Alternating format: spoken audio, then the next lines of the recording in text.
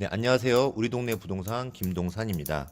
자, 오늘은 최근이 아니죠. 예전부터 지금까지도 계속 일어나고 있는 전세 사기에 대해서 얘기를 해보겠습니다. 유튜브에 전세 사기 예방법을 치면은 많은 영상이 나옵니다. 다 대부분 비슷한 얘기들을 합니다. 저도 비슷한 얘기를 하겠지만 가장 중요한 거, 다른 건 다 안 하더라도 이것만은 해라. 그 중에서 가장 중요한 거, 다른 거는 몰라도 안 해도 되지만 이것만은 꼭 해라. 그리고 이 가장 중요한 거를 하려면 본인들은 어떤 걸 해야 되는지 설명을 드리겠습니다. 자, 우선 전세 사기가 뭔지 아십니까? 쉽게 말하면 내가 집을 계약할 때 보증금을 줬는데 보증금을 주고 다시 이 집에서 다른 데로 이사를 갔을 때 이 보증금을 다시 받아야 되는데 그걸 못 받는 겁니다. 그럼 왜 내 돈을 못 받는 경우가 생기는지 간단하게 두 가지 경우만 보겠습니다. 우선 전세 사기에 대해서 얘기를 하려면 이 집주인의 입장에서 한번 얘기를 해보겠습니다. 내가 집을 살려고 그래요. 이 5억짜리 집을 살려고 그러는데 이 전세 3억을 주고 살고 있는 사람이 있어요. 세입자죠. 그러면 저는 이 2억만 가지고 집을 살 수 있어요. 자, 이게 바로 갭 투자라는 겁니다. 이 갭 투자에 대해서 설명을 드리지 못하지만 이 개념을 알고 싶으면 이거를 참고하시기 바랍니다. 그래서 저는 이 2억만 내고 이 5억짜리 집을 사게 됩니다. 자, 그러면 이 3억은 없는데 어떻게 하냐? 3억은 세입자가 전세금 3억 그걸로 해서 이 5억짜리 집을 사게 된 거예요. 이 세입자가 이사를 간다고 그래요. 그러면 저는 이 세입자한테 3억의 전세금을 돌려줘야죠. 보증금을. 그쵸? 근데 이 갭 투자한 사람들은 이 돈을 어떻게 주냐면 새로 이사 올 사람한테 전세금을 받는 거죠. 3억을. 그럼 그 3억을 다시 이사 갈 사람한테 3억을 주는 거예요. 그러니까 따지고 보면 그러니까 새로 들어온 사람이 보증금을 이사 나가는 사람한테 주는 개념입니다. 그러니까 저는 집주인이에요. 저는 중간에 껴가지고 새로 들어온 사람한테 돈을 받고 그 돈을 나가는 사람한테 주는 거예요. 자, 여기서 보증금을 못 받는 경우 첫 번째 경우가 발생합니다. 새로 들어올 사람을 못 구하면은 이 보증금을 못 받는 경우가 많이 있어요. 이럴 때 대부분 집주인이 새로 들어온 사람이 들어오면은 그때 보증금을 돌려주겠다 이런 얘기를 해요. 근데 새로 이사 올 사람이 없으면 이 보증금 3억을 지금 당장 못 돌려주는 거예요. 자, 이해가 안 되죠? 내가 2년 전에 계약을 할 때 보증금 3억을 줬는데 왜 그걸 못 돌려주냐? 집주인은 이 3억을 그냥 통장에 넣고 있는 게 아닙니다. 다른 데 쓰거나 개인적으로 썼을 거예요. 자, 이런 집주인 때문에 뭐 갭 투자를 한다. 그러면 안 좋게 보는 사람이 많아요. 그러니까 이런 것들을 악용해서 갭 투자를 하는 사람이 있기 때문에 갭 투자를 한다고 해서 욕을 많이 먹는 경우도 있어요. 자, 우선 간단하게 첫 번째 경우를 설명했고, 자, 두 번째 경우는 이제 입장이 바뀌어서 저는 이제 전세로 들어가려고 집을 알아보는 사람입니다. 자, 5억짜리 집이 있어요. 근데 자, 계약을 하려고 부동산도 가보고 얘기를 하다 보니까 자, 집주인이 이 집을 담보로 3억 5천에 대출이 있는 상태입니다.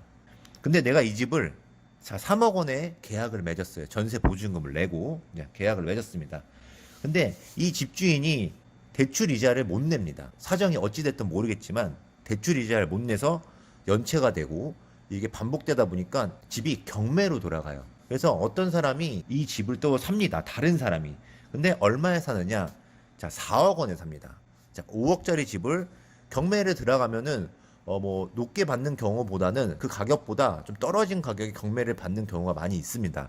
그래서 4억의 낙찰을 받았어요. 그 4억 중에서 기존에 3억 5천에 대한 이자를 못 내서 경매에 나간 거기 때문에 다른 사람이 집을 사더라도 기존에 있는 대출금을 먼저 상환하게 돼 있어요.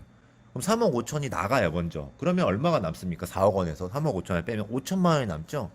그래서 그 나머지 5천만 원으로 이 세입자, 전세로 살고 있는 세입자한테 그 돈이 넘어가는 거예요. 근데 여기서 다른 문제가 있으면 이 돈도 못 넘어가게 돼 있어요. 자, 그러면 나는 전세금 3억 원을 냈는데 5천만 원밖에 못 받는 겁니다. 자, 이런 경우가 두 번째입니다.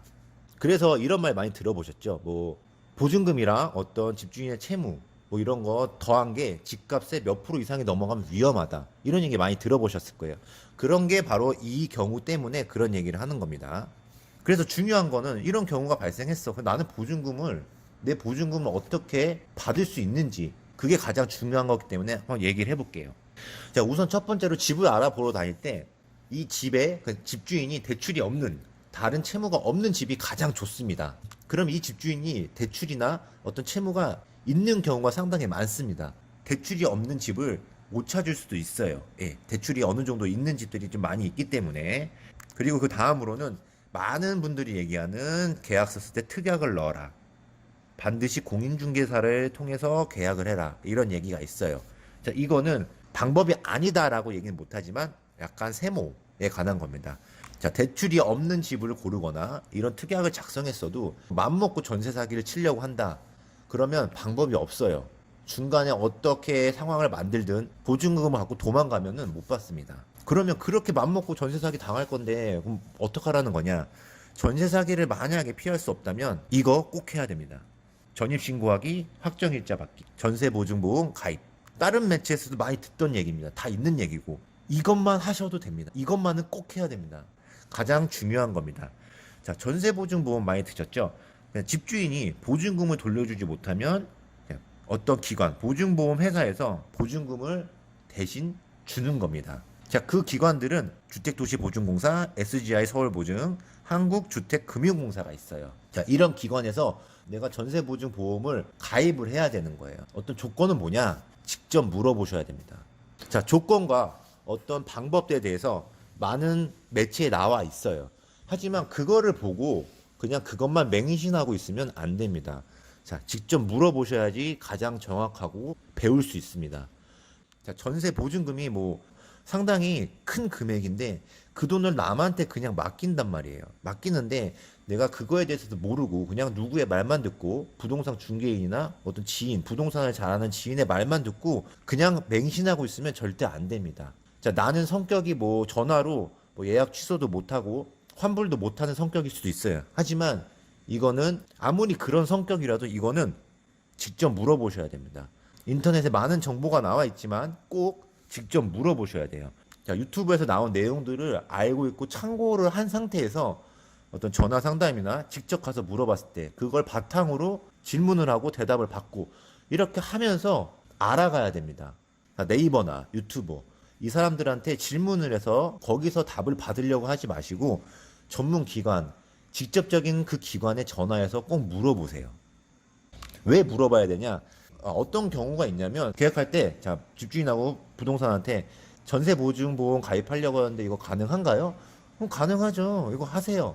가능하죠. 걱정하지 마세요. 하고 그것만 믿고 있고 전세 계약을 해요. 그러다가 시간이 지나고 내가 까먹었어요. 아, 이거 가입해야지. 가입하려고 했는데 안 되는 거예요. 자, 이렇게 그냥 어떤 사람의 부동산 중개인이 이렇게 말했어도 직접 확인해야 됩니다. 왜냐하면 아까 말씀드렸던 기관에 전화를 해보면 다 개인 상황과 어떤 집에 대한 상황이 달라요. 그래서 직접 확인하고 내가 가입이 되는지, 가입이 되면 어느 정도 조건과 어느 정도의 가입이 되는지 직접 물어보셔야 됩니다. 자, 이것들이 가장 중요합니다. 전세보증보험 가입해야 되고 전입신고, 확정일자. 그리고 다음으로 계약을 할 때 조금 더 주의해서 봐야 될 것들 간단하게 설명을 드릴게요. 우선은 부동산 계약할 때 그 집 주변에 있는 부동산에서 알아보고 계약을 하시는 걸 추천드립니다. 뭐 예를 들어서 이거 다른 부동산에서 갖고 있는 물건인데 조금 다른 지역 가서 계약서를 쓰셔야 될 것 같아요. 뭐 먼 거리 이런 거는 하지 마세요. 그냥 근처에서 오래 한 부동산이면 좋죠. 그런 데서 계약을 하시고 자, 집주인이 직접 못 오는 경우도 종종 있습니다. 뭐 멀리 살아서 이런 이유로 부동산에서 계약서만 적고 집주인과 대면하지 않은 상태에서 계약서를 작성하는 경우도 있어요. 자, 이럴 때는 자, 소유주랑 확인하고 자, 내가 돈을 보내는 계좌에 소유주도 맞는지 꼭 확인을 해야 됩니다.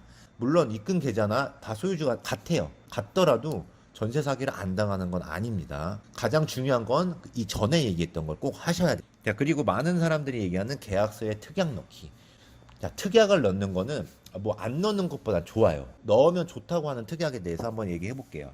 자, 첫 번째로는 전세 자금 대출이 안 나오면 계약을 취소하겠다. 자, 계약서를 쓸 때 자, 내가 지금 이 집에 전세를 뭐 3억에 들어가고 싶은데 그 3억이 없어요.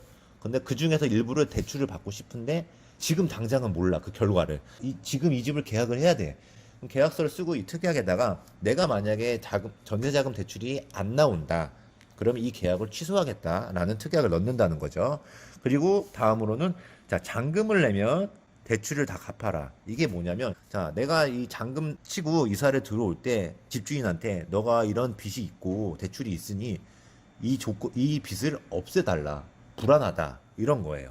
그리고 세 번째는 자, 전입신고 다음 날까지 집 담보로 아무것도 하지 마라. 자, 내가 잔금을 다 주고 이사를 와서 전입신고를 했어요. 근데 전입신고를 하고 전입신고를 했을 때 이 집주인이 계약이 다 끝났잖아요. 그 사이에 집을 담보로 어떤 대출을 일으킬 수가 있어요.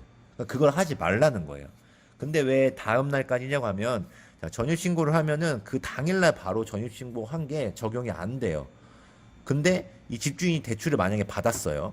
그러면 그거는 바로 적용이 된다고 합니다. 그래서 다음 날까지는 받지 마라. 이렇게 특약을 넣으라는 겁니다. 그리고 보험보증 가입 절차에 협조해라. 그러니까 나는 나 이거 전세보증보험에 가입하겠다. 협조해달라. 그 협조가 뭐 대부분이면 뭐 아무 문제가 없으면 하겠지만, 뭐 자기가 어떤 개인적인 그 집주인의 상황이 너무 여러 가지이기 때문에 나는 이거 조금 어려울 것 같다. 왜 그러냐? 뭐 그쪽에서 뭐 서류도 제출할 게 있을 수도 있고, 그러니까 귀찮으니까, 자, 보증보험을 가입하면 집주인이 나중에 알게 됩니다. 알게 되는데, 이걸 미리 말하고 알게 되는 거랑 모르고 있는 상태에서 알게 되는 거는 집주인이 좀 안 좋게 생각할 수 있어요. 그러니까 어차피 집주인한테 허락을 안 받아도 되지만, 이게 사람과 사람과의 계약이기 때문에 어찌됐든 그 사람과의 사이를 나쁘게 할 필요는 없습니다. 그래서 최대한 미리 말을 하고 가입을 하는 게 좋습니다. 다음으로, 자, 내가 이 집에 살고 있는데 중간에 집주인이 바뀌어요. 네, 집주인이 바뀌면 나한테 그걸 알려줘라. 이런 특약을 넣을 수 있습니다. 계약 기간 중에 집주인이 바뀌면 계약서를 따로 쓸 필요는 없어요. 왜냐하면 집주인들끼리 계약을 할 때 뭐 승계한다 이런 조건이 있어요. 대신 계약이 끝났을 때는 새로운 집주인과 계약서를 써야 됩니다.